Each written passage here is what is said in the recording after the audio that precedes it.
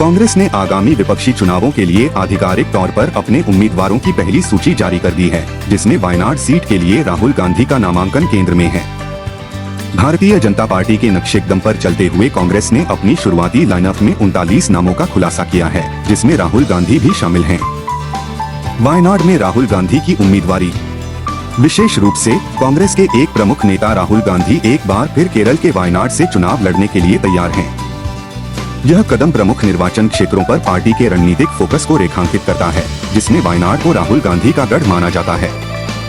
उत्तर प्रदेश के उम्मीदवारों का बहिष्कार। हालांकि इस रोस्टर में उत्तर प्रदेश कांग्रेस सम्मेलन का स्पष्ट रूप से प्रतिनिधित्व नहीं किया गया है।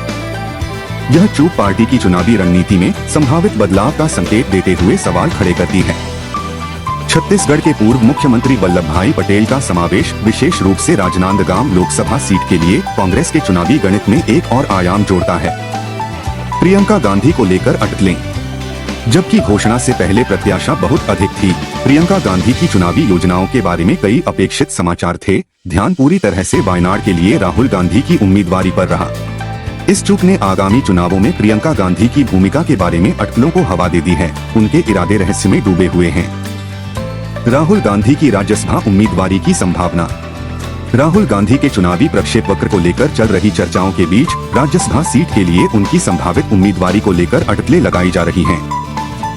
यह कदम यदि साकार हुआ तो दोहरे मोर्चे की चुनावी रणनीति का संकेत दे सकता है, जो उनकी 2019 की बोली की याद दिलाता है, जहां उन्होंने जेडीयू के साथ केरल के वायनाड से चुनाव लड़ा था।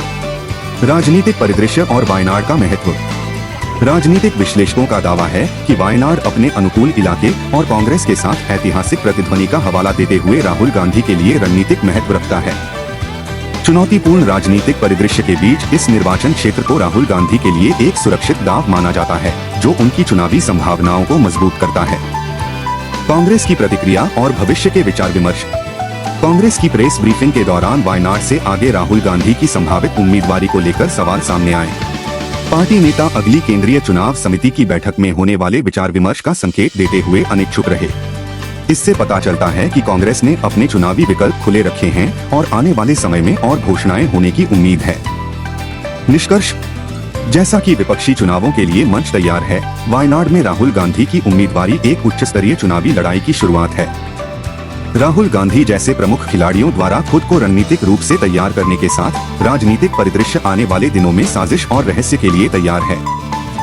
जैसे जैसे कांग्रेस चुनावी राजनीति की जटिलताओं से निपट रही है, सभी की निगाहें विपक्षी चुनावों के सामने आने वाले नाटक पर टिकी हुई हैं।